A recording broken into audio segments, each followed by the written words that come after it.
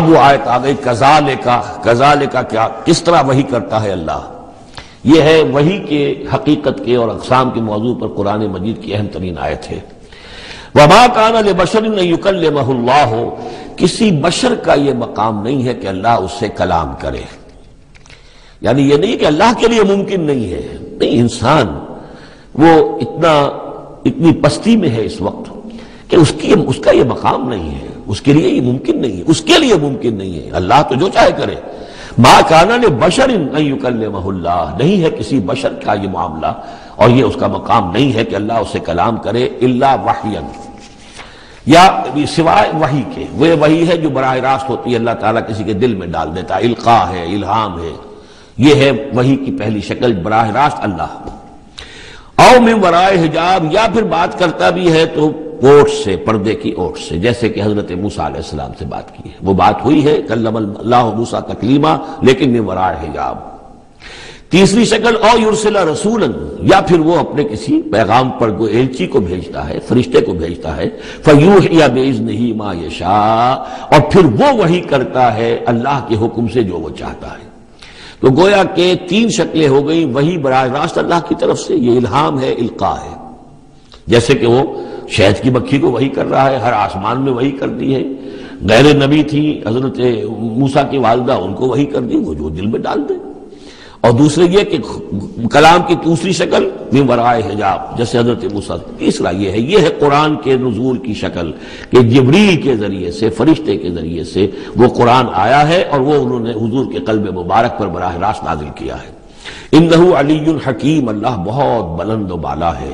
یعنی اللہ کی جو شان ہے وہ اتنی بلند ہے کہ وہ اس سے آگے انسان سے کھلم کھلا جو ہے کلام کرنا اس کی شان سے فروتر ہے. اور حکیم ہے، کمال حکمت والا ہے. اس نے جو بھی طریقہ بنایا کمیونیکیشن کا انسانوں کے ساتھ، وہ یہ طریقہ ہے جو اس نے بتا دیا. وَكَذَلِكَ أَوْحَيْنَا إِلَيْكَ رُوحًا مِّنْ أَمْرِنَا، اسی طرح ہم نے وحی کی ہے اے نبی آپ کے جانب اپنے امر میں سے ایک روح. اب یہاں وحی کو پھر روح کہا ہے، روح من امر. وَكَذَلِكَ أَوْحَيْنَا إِلَيْكَ رُوحًا مِّنْ أَمْرِنَا، یہ قرآن جو ہے یہ روح من امرنا ہے، یہ ہم نے آپ کی طرف وحی کیا ہے. اور یہ اب اہم ترین مقام آ رہا ہے قرآن میں، یہ بتانے کے لیے کہ خود حضور صلی اللہ علیہ وسلم کا ایمان جو ہے وہ بھی قرآن کے ذریعے سے در حقیقت اس نے ایک حقیقی اور واقعی شکل اختیار کی ہے. حضور کو قرآن ایمان کہاں سے ملا؟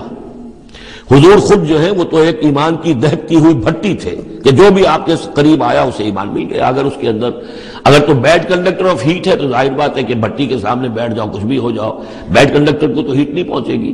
لیکن گڈ کنڈکٹر ہوگا تو جو بھی ہوگا بھٹی کے سامنے ہوگا اس سے حرارت پہنچ جائے گی. حضور کو کہاں سے ملا ایمان؟ یہ سوال ہے. ما کنت تدری ما الکتاب ولا الایمان، اے نبی آپ نہیں جانتے تھے کیا ہوتی ہے کتاب اور کیا ہوتا ہے ایمان. نہ آپ نے کوئی کتاب پڑھی تھی، نہ آپ نے کوئی تعلیم حاصل کی تھی، نہ آپ نے تورات پڑھی تھی. آپ تو ان چیزوں سے ناواقف تھے، آپ تو امیین میں سے تھے. ما کنت تدری ما الکتاب ولا الایمان ولیکن جعلناہ، اس قرآن کو ہم نے بنایا ہے نوراً نہدی بہ من نشاء من عبادنا، وہ نور بنایا ہے کہ جس کے ذریعے سے ہم ہدایت دیتے ہیں اپنے بندوں میں سے جس کو چاہتے ہیں. اور یہ سب سے پہلے یوں سمجھیے جو میں نے عرض کیا ہے کہ فطرت انسانی میں ڈورمنٹ ایمان موجود ہے، تو روح محمدی میں سب سے زیادہ قوی، جیسے پیٹرول کی مثال آئی تھی کہ ذرا سی وہ دیوار سلائی ابھی دور ہی ہوگی، پیٹرول آگے بڑھ کر جو ہے اس کو پکڑ لے گا. اس طریقے سے نور علی نور، وہ نور جو نور محمدی میں موجود تھا ڈورمنٹ تھا. ہمارے علماء نے اکثر یہ کہا ہے کہ وہ اجمالی ایمان تھا، تفصیلی ایمان آپ کو قرآن سے ملا.